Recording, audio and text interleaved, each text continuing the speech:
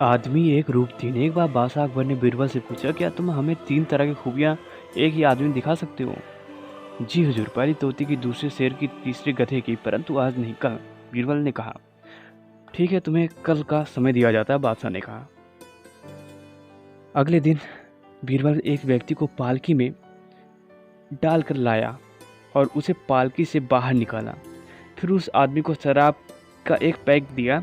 शराब पीकर वह आदमी डर कर बादशाह से विनती करने लगा, हुजूर मुझे माफ़ कर दो, मैं एक बहुत गरीब आदमी हूँ। बीरबल ने बादशाह को बताया, यह तोते की बोली है। कुछ देर बाद उस आदमी को एक पैक और दिया तो वह नशे में बादशाह से बोला, अरे जाओ, तुम दिल्ली के बादशाह हो तो क्या, हम भी अपने घर के बादशाह हैं, हमें ज़्यादा नखरे मत दिखाओ। बीरबल ने बताया, यह शेर की बोली है। कुछ देर बाद उस आदमी को एक पैक और दिया तो वह नशे में एक तरफ गिर गया और नशे में उठपटांग बड़बड़ाने लगा। बीरबल ने उसे एक लात लगाते हुए बादशाह से कहा, हुजूर यह गधे की बोली है। बादशाह बहुत खुश हुए और उन्होंने बीरबल को बहुत सा इनाम दिया। अब तो आंध पड़ी है। अकबर बादशाह को मजाक करने की आदत थी। एक दिन उन्होंने नगर के सेठों से कहा, आज से तुम लोगों को पहरेदारी करनी पड़ेगी। सुनकर सेठ घबरा गए और बीरबल के पास पहुंचकर अपनी फरियाद रखी। बीरबल ने उन्हें हिम्मत बांधाई और तुम सब अपनी पगड़ियों को पैर में और पैजामों को सिर पर लपेटकर रात्रि के समय ने नगर में चिल्ला चिल्लाकर कहते फिरो, अब तो आंध पड़ी है। उधर बादशाह भी वेश बदलकर नगर में गश्त लगाने निकले। सेठों को यह निराला स्वागत देकर बादशाह पहले तो हंसे, फिर बोले, यह सब क्या है? सेठों के मुखिया ने कहा, यहाँ पर हम सेठ जन्म से ही गुड़ तेल बेचने का काम सीख रहे हैं। भला पहरेदारी क्या सीख पाएंगे? अगर इतना ही जानते होते तो लोग हमें बनिया कहकर क्यों पुकारते? बादशाह अकबर बीरबल की चाल समझ गए और अपना हुक्म वापस ले लिया। सबसे कीमती चीज़, एक जाने माने स्पीकर ने हाथ में 500 का नोट लहराते हुए अपने सेमिनार शुरू की। हाल में बैठे सैकड़ों लोगों से उसने पूछा कि 500 का नोट कौन लेना चाहता है? हाथ उठाना शुरू हो गए। फिर उसने कहा, मैं इसे नोट को आपने से किसी एक को दूंगा और उसमें पहले मुझे ये कर लेने दीजिए। और उसने नोट को अपने मुट्ठी में चिमोड़ कर शुरू कर दी। और फिर भी उसने पूछा, कौन है जो अब भी यह नोट लेना चाहता है? अभी भी लोगों के हाथ उठने शुरू हो गए। अच्छा, उसने कहा, अगर मैं ये कर दूं। और उसने नोट को नीचे गिराकर पैरों से कुचलना शुरू कर दिया। उसने नोट उठाई, हुआ बिल्कुल चिमड़ी हुई गंदी हो गई थी। अब भी कोई लेना चाहता है? और एक बार फिर से हाथ उठने शुरू हो गए। दोस्तों, आप लोगों ने आज एक बहुत महत्वपूर्ण पाठ सीखा है। मैंने इस नोट के साथ इतना कुछ किया पर भी आप इसे लेना चाहते हैं, क्योंकि यह सब होने के बावजूद नोट की कीमत घटी नहीं, उसका मूल्य भी अभी 500 था। जीवन में कई बार हम गिरते हैं, हारते हैं, हमारे लिए हुए निर्णय हमें मिट्टी में मिला देते हैं।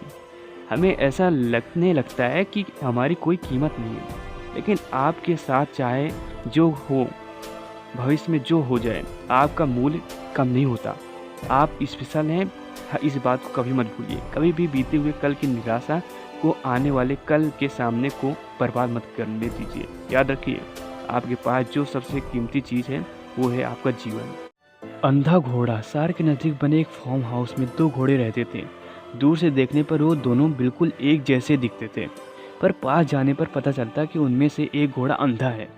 पर अंधे होने के बावजूद फार्म के मालिक ने उसे वहाँ से निकाला नहीं था, बल्कि उसे और अधिक सुरक्षा और आराम के साथ रखा था। अगर कोई थोड़ा और ध्यान देता तो उसे ये भी पता चलता कि मालिक ने दूसरे घोड़े के गले में एक घंटी बांध रखी थी, जिसकी आवाज़ सुनकर अंधा घोड़ा उसके पास पहुंच जाता था और उसके पीछे पीछे बाड़े में घूमता रहता। घंटी वाला घोड़ा भी अपने अंधे मित्र की परेशानी समझता था। वह बीच बीच में पीछे मुड़कर देखता और इस बात को सुनिश्चित करता कि कहीं वो रास्ते में भटक तो नहीं गया। वह ये भी सुनिश्चित करता कि उसका मित्र सुरक्षित है, वापस अपने स्थान पर पहुंच जाए, और उसके बाद भी वो अपनी जगह की ओर बढ़ता। दोस्तों, बड़े के मालिक की तरह ही भगवान हमें बस इसलिए नहीं छोड़ देते कि हमारे अंदर कोई दोष या कमियां हैं। वो हमारा ख्याल रखते हैं और हमें जब भी ज़रूरत होती है तो किसी न किसी हमको हमारी मदद के लिए भेज देते हैं। कभी कभी हम वो अंधे घोड़े होते हैं जो भगवान द्वारा बांधी गई घंटी की मदद से अपनी परेशानियों से पार पाते हैं, तो कभी हम अपने गले में बांधी घंटी द्वारा दूसरों को रास्ता दिखाने के काम आते हैं। आप हाथी नहीं, इंसान है। एक आदमी कहीं से गुजर रहा था, तभी उसने सड़क के किनारे बंधे हाथी को देखा और अचानक रुक गया। उसने देखा कि हाथियों के अगले पैर में एक रस्सी बंधी हुई है। जैसे इस बात का बड़ा अचरज हुआ कि हाथी जैसे विशालकाय जीव लोहे की जंजीरों की जगह बस एक छोटी सी रस्सी से बंधे हुए हैं। यह स्पष्ट था कि हाथी जब चाहते तब अपने बंधन तोड़ सकते हैं, पर किसी वजह से वो ऐसा नहीं कर रहे थे। उसने पास खड़े महावत से पूछा कि भला ये हाथी किस प्रकार इतने साजिश खड़े हैं और भागने का प्रयास नहीं कर रहे हैं। तब महावत ने कहा, इन हाथियों को छोड़े पर ऐसे इन रस्सियों से बांधा जाता है। उस समय इनके पास इतनी शक्ति नहीं होती कि इस बंधन को तोड़ सकें। बार बार प्रयास करने पर भी रस्सी न तोड़ पाने के कारण इन्हें धीरे धीरे यकीन हो जाता है कि वो उन रस्सियों को नहीं तोड़ सकते, और बड़े होने पर भी उनका ये यकीन बना रहता है, इसलिए वो कभी इसे तोड़ने का प्रयास भी नहीं करते। आदमी आश्चर्य में पड़ गया कि ये ताकतवर जानवर सिर्फ इसलिए अपना बंधन नहीं तोड़ सकते क्योंकि वो इस बात से यकीन करते हैं इन हाथियों को इस तरह कि हमें भी कितने लोग सिर्फ पहले मिली असफलता के कारण ये मान बैठते हैं कि अब हमसे ये काम नहीं हो सकता, और अपना ही बनाई हुई मानसिक जंजीरों में जकड़े जकड़े पूरा जीवन गुजार देते। बोले हुए शब्द वापस नहीं आते। एक बार एक किसान ने अपने पड़ोसी को भला बुरा कह दिया, पर जब बाद में उसे अपनी गलती का एहसास हुआ तो वह एक संत के पास गया। उसने संत से अपने शब्द वापस लेने का उपाय पूछा। संत ने किसान से कहा, तुम खूब सारे पंख इकट्ठा कर लो और उन्हें शहर के बीचों बीच जाकर रख दो। किसान ने ऐसा ही किया और फिर संत के पास पहुंच गया। तब संत ने कहा, अब जाओ और उन पंखों को इकट्ठा करके वापस ले आओ। किसान वापस गया, पर तब तक सारे पंख हवा से इधर उधर उड़ चुके थे और किसान खाली हाथ संत के पास पहुंचा। तब संत ने उससे कहा कि ठीक ऐसा ही तुम्हारे द्वारा कहे गए शब्दों के साथ होता है। तुम आसानी से इन्हें अपने मुख से निकाल तो देते हो, पर चाह कर भी वापस नहीं ले सकते। सफलता का रहस्य। एक बार एक नौजवान लड़के कि सुकरात से पूछा कि सफलता का रहस्य क्या है। सुकरात ने उस लड़के से कहा कि तुम कल मुझे नदी के किनारे मिलो। वो मिले। फिर सुकरात नौजवान से उनके साथ नदी की तरफ बढ़ने को कहा, और जब आगे बढ़ते बढ़ते पानी गले तक पहुंच गया, तभी अचानक सुकरात ने उस लड़के का सर पकड़ के पानी में डुबो दिया। लड़का बाहर निकलने की संघर्ष करने लगा, लेकिन सुकरात ताकतवर थे और उसे तब तक डुबोए रखे जब तक कि वो नीला नहीं पड़ गया। फिर सुकरात ने उसका सर पानी से बाहर निकाल दिया, और बाहर निकलते ही जो चीज़ उस लड़के ने सबसे पहले की वो भी हाँफते हाँफते तेजी से सांस लेना। सुकरात ने पूछा, जब तुम वहाँ थे तो तुम सबसे ज़्यादा क्या चाहते थे? लड़के ने उत्तर दिया कि सांस लेना। सुकरात ने कहा कि यही सफलता का रहस्य है। जब तुम सफलता को उतनी ही बुरी तरह से चाहोगे जितना कि तुम सांस लेना चाहते थे, तो वो तुम्हें मिल जाएगी। इसके अलावा और कोई रहस्य नहीं है। भगवान शिव को कई नामों से जाना जाता है। उन्हीं में से एक नाम है नीलकंठ। भगवान शिव के हर नाम के पीछे एक कहानी छुपी है, और उसी तरह नीलकंठ नाम से भी एक कहानी जुड़ी है। एक बार की बात है, देवता और राक्षस समुद्र से अमृत निकालने के लिए समुद्र मंथन कर रहे थे, लेकिन अमृत के साथ साथ समुद्र में विष यानी जहर भी निकला। यह जहर इतना खतरनाक था कि उसकी एक बूंद पूरी दुनिया को ख़त्म कर सकती थी। अब देवता और राक्षस दोनों ही डर गए कि अब क्या किया जाए। फिर वो भगवान शिव के पास गए। उन्होंने भगवान शिव को सारी बात बताई। भगवान शिव ने फैसला किया कि वो उस विष को पी जाएंगे। भगवान शिव ने विष का घड़ा उठाया और सारा विष पी लिया, लेकिन भगवान शिव ने उस जहर को अपने कंठ में रख लिया, उसे गले में नीचे नहीं उतर दिया। जहर के कारण भगवान शिव का गला नीला पड़ गया, और यही कारण है कि उनका नाम नीलकंठ पड़ा। रामायण में रावण के भाई कुंभकर्ण की भूमिका भी अद्भुत है। वो अपनी विशाल शरीर और अपनी भूख से ज़्यादा अपनी गहरी नींद के लिए जाना जाता था। माना जाता है कि राक्षस वंश का होने के बावजूद भी कुंभकर्ण बुद्धिमान और बहादुर था। उसकी ताकत से देवराज इंद्र भी ईर्ष्या करते थे। एक बार रावण, कुंभकर्ण और विभीषण एक साथ ब्रह्मदेव की तपस्या कर रहे थे। उनके तपस्या से प्रसन्न होकर ब्रह्म ने उनसे वर मांगने के लिए कहा। वहीं दूसरी ओर इंद्र को डर था कि कुंभकर्ण वरदान में कहीं स्वर्ग सिंहासन न मांग ले। इस बात से डरकर इंद्र ने माँ सरस्वती के कुंभकर्ण के वरदान के बारे में अपनी चिंता व्यक्त की। माँ सरस्वती ने कुंभकर्ण की जीभ बांध दी, जिससे कुंभकर्ण के मुख से इंद्रासन की जगह निद्रासन निकल गया। इससे पहले कुंभकर्ण को अपनी गलती का एहसास होता, ब्रह्मा तथास्तु बोल चुके थे। रावण सब कुछ समझ गया था। उसने ब्रह्मा से उनके दिए वरदान को वापस लेने के लिए कहा। ब्राह्मण ने यह शर्त के साथ उस वरदान को वापस लिया। कुंभकर्ण 6 माह सोएगा और 6 माह तक जागता रहेगा। इस बात को रावण ने मान लिया। कहा जाता है कि जब रावण का युद्ध हो रहा था तब कुंभकर्ण सो रहा था। उसे जगाने की कोशिश की गई। बहुत प्रयास करने के बाद ही वो नींद से जागा था। कंस का अंत नज़दीक आ चुका था। उसे इस बात का पता चल चुका था कि उसकी मृत्यु उसके ही भांजे कृष्ण के हाथों होने वाली है। फिर क्या था? बाल गोपाल को मारने के लिए कंस कई तरह के हथकंडे अपनाने लगा। वह कृष्ण को मारने के लिए शक्तिशाली दानवों को भेजता, लेकिन नटखट कन्हैया की बाल लीला के आगे किसी की नहीं चली। एक बार कंस ने पूतना नाम की राक्षसी को बाल कृष्ण का वध करने के लिए भेजा।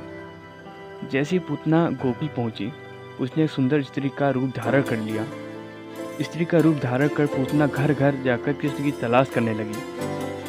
कृष्ण की खोज में पूतना को जो भी बालक मिलता, वो उसे अपने विष वाले दूध को पिलाकर मार देती। जब पूतना कृष्ण के घर पहुंचती, तब भगवान कृष्ण को पता चल जाता कि वह एक राक्षसी है। पूतना कृष्ण को गोदी में उठाकर अपना विषैला दूध पिलाने लगती है। कृष्ण को दूध पीते देख पूतना सोचने लगती है कि अब यह मर जाएगा। भगवान कृष्ण दूर देर बाद दूध पीते पीते ही राक्षसी के प्राण खींचने लगते हैं। दर्द के कारण राक्षसी पूतना कृष्ण को आसमान की ओर लेकर उड़ जाती है और पास के जंगल में कान्हा सहित गिर जाती है। थोड़ी देर बाद ही राक्षसी के प्राण निकल जाते हैं। इस तरह भगवान कृष्ण राक्षसी पूतना का वध कर देते हैं। भगवान शिव जी की हर प्रतिमा में उनके मस्तक पर एक आंख दिखाई देती है। इसे भोलेनाथ की तीसरी आंख कहते हैं। भगवान शिव के मस्तक पर तीसरी आंख है, इसलिए उन्हें त्रिलोचन भी कहा जाता है। वैसे क्या आप जानते हैं कि शिव जी को यह तीसरी आंख कैसे मिली? इस घटना के पीछे एक कहानी है जिसमें शिव जी की तीसरी आंख का रहस्य और महत्व दोनों का पता चलता है। एक समय की बात है, भगवान शिव कैलाश पर्वत पर तपस्या कर रहे थे। तभी देवी पार्वती वहां आई। देवी पार्वती को मजाक सूझा और उन्होंने अपने दोनों हाथ से अपने पति शिव की आंखों को ढक लिया। देवी पार्वती को जरा भी अंदाजा नहीं था कि उनके इस मजाक का क्या परिणाम होगा। जैसे ही पार्वती जी ने भगवान शिव की आंखों को ढका, वैसे पूरी सृष्टि में अंधेरा छा गया। सभी लोग अंधेरे से घबरा उठे। शिव जी से लोगों की यह हालत छुप न सकी और उन्होंने अपने मस्तक पर एक और आंख उत्पन्न कर ली। भगवान शिव की तीसरी आंख खुलते ही सारे लोगों में उजाला हो गया। तब से शिव जी की तीसरी आंख को प्रकाश और ऊर्जा का प्रतीक माना जाने लगा। भगवान शिव इस घटना के बाद पार्वती जी को बताते हैं कि उनकी 2 आंखें पूरी सृष्टि को पालनहार है और तीसरी आंख प्रलय का कारण। शास्त्रों में भी यह कहा गया है कि जब भी भगवान शिव अपनी तीसरी आंख खोलेंगे, तब संसार का विनाश का सामना करना होगा। बादशाह अकबर अक्सर कई समस्याओं पर बीरबल के साथ चर्चा किया करते थे और साथ ही उनकी बुद्धि की परीक्षा भी लिया करते थे। वहीं बीरबल की हर समस्या का समाधान बड़े रोचक तरीकों से करते थे। एक बार की बात है, महाराज अकबर और बीरबल दोनों शाही बगीचे में टहल रहे थे। दोनों के बीच किसी गंभीर मुद्दे पर चर्चा हो रही थी कि तभी अचानक बादशाह अकबर के दिमाग में बीरबल की परीक्षा लेने की सूझी। बादशाह अकबर ने पास में पड़ी हुई एक लकड़ी को इशारा करते हुए बीरबल से पूछा, बीरबल एक बात बताओ, ये जो सामने लकड़ी पड़ी हुई है, क्या तुम इसे बिना काटे छोटा कर सकते हो? बीरबल बादशाह अकबर के मन की बात समझ गए और वो लकड़ी बादशाह अकबर के हाथ में देते हुए बोले, जी महाराज, मैं इस लकड़ी को छोटा कर सकता हूँ। बादशाह अकबर बोले, वो कैसे भला? तब बीरबल ने वहीं पास में पड़ी हुई एक बड़ी लकड़ी उठाई और बादशाह अकबर को पकड़ाते हुए पूछा, महाराज, इनमें से छोटी लकड़ी कौन सी है? बादशाह अकबर बीरबल की चतुराई समझ गए और छोटी लकड़ी बीरबल के हाथ में देते हुए बोले, वाकई बीरबल, तुमने बिना काटे लकड़ी को छोटा कर दिया। इसके बाद दोनों जोर जोर से हंसने लगे। कहानी की सीख, बच्चों, इस कहानी से यह सीख मिलती है कि परिस्थिति चाहे जैसे भी हो, दिमाग से काम लेकर उससे बाहर निकलने का रास्ता खोजा जा सकता है।